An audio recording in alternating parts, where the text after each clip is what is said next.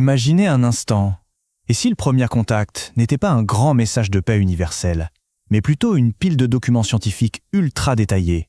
Ça paraît fou, mais c'est exactement ce qui s'est passé à la fin des années 60. Des rapports d'une précision, déconcertante, ont commencé à circuler, prétendant venir d'une civilisation extraterrestre. C'est la fameuse affaire Humo.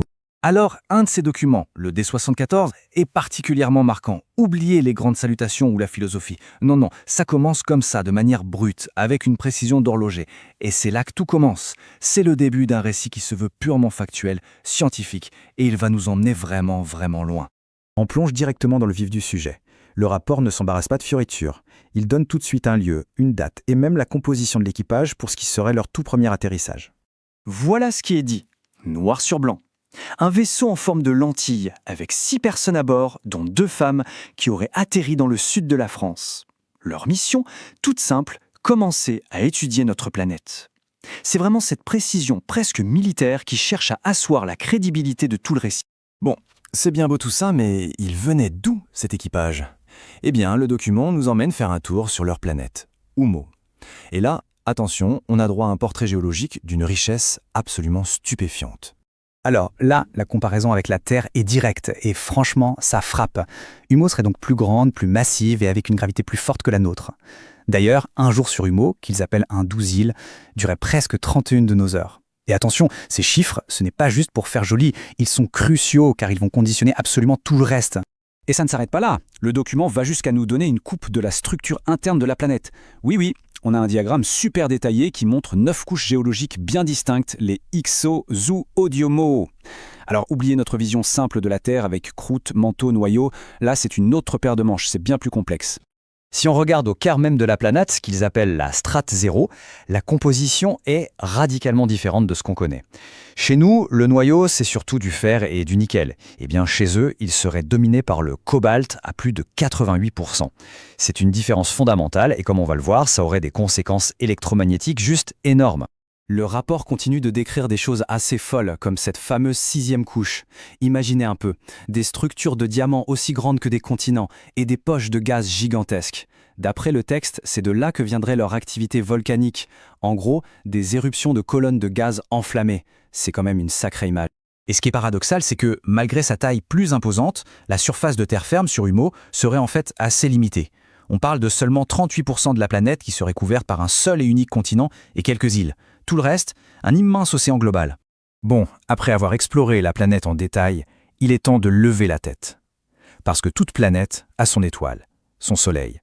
Et le document, bien sûr, nous y emmène. Leur soleil, donc, ils l'appellent Iuma.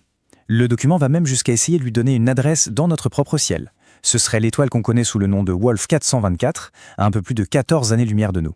Mais c'est là que les choses commencent sérieusement à se compliquer.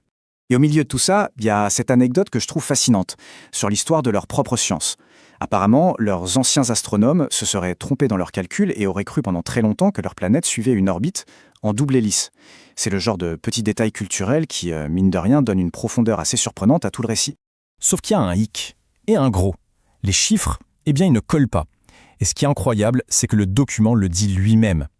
Il souligne que les données qu'il donne pour Iuma ne correspondent pas du tout à ce que nous, on observe pour Wolf 424. L'étoile qu'ils décrivent est beaucoup plus brillante et plus chaude que celle que nos télescopes peuvent voir. Alors, comment expliquer ça? Eh bien, le texte a sa propre théorie. Il y aurait un immense nuage de poussière cosmique, pile entre la Terre et Yumuma, qui agirait comme un filtre et qui atténuerait sa lumière. C'est ce qui expliquerait pourquoi nos instruments la voient beaucoup plus faible qu'elle ne le serait en réalité. Pratique, non? Mais toutes ces caractéristiques de leur étoile, ce ne sont pas juste des données abstraites. Elles façonnent littéralement la vie sur Humo. Et l'influence la plus dingue, la plus spectaculaire de toutes, c'est celle de son champ magnétique. Accrochez-vous bien, le champ magnétique à la surface d'Humo, au minimum, serait de 3,8 Gauss. Pour donner une idée, c'est déjà 5 à 10 fois plus puissant que le champ magnétique terrestre. Mais ce n'est que le minimum. Parce que l'intensité maximale, elle, grimperait jusqu'à 216 Gauss. C'est une valeur, mais colossale. On parle de centaines de fois plus que tout ce qu'on connaît sur Terre. Forcément, vivre dans un environnement pareil, ça change absolument tout. Un champ magnétique aussi extrême, ça pourrait expliquer énormément de choses sur leur civilisation. Imaginez un peu le tableau. Une atmosphère super protectrice contre les radiations, mais qui en contrepartie limite l'évolution et donc la diversité de la vie. Des ciels nocturnes magnifiques remplis d'aurores en permanence, mais où les communications radio sont quasiment impossibles. Leur technologie a donc dû prendre un chemin complètement différent pour s'adapter à cette force omniprésente. Le document parle même de projets d'ingénierie qu'il qualifie de grandioses, menés par leurs lointains ancêtres. Apparemment, ils auraient enterré des bobines de conducteurs métalliques absolument gigantesques à travers les continents. Le but, capter l'énergie générée par la rotation de la planète à l'intérieur de ce champ magnétique surpuissant. C'est de la géo-ingénierie à une échelle qu'on a du mal à imaginer. Et on arrive aux dernières pièces du puzzle. Parce que le document ne se contente pas de décrire leur petit coin d'univers. Non, il va plus loin et nous donne carrément une carte de leur voisinage cosmique. Il fournit par exemple ces idéogrammes, des sortes de symboles qui contiendraient toutes les informations sur les étoiles voisines, comme pour celle-ci qui serait située à un peu plus de 2 années-lumière de leur propre soleil, IUMMA. Et regardez ça, ça illustre parfaitement le niveau de détail complètement fou qu'on trouve dans ces textes. Voici un deuxième idéogramme, pour une étoile encore plus proche. Ce qu'il faut comprendre, c'est qu'ils ne décrivent pas juste leur monde, non, ils cartographient toute leur région de la galaxie, et avec une précision qui donne le vertige. Alors, récapitulons. Géologie, astronomie, technologie, la profondeur des informations est tout simplement stupéfiante. Chaque affirmation est appuyée par des chiffres, des schémas, des données complexes.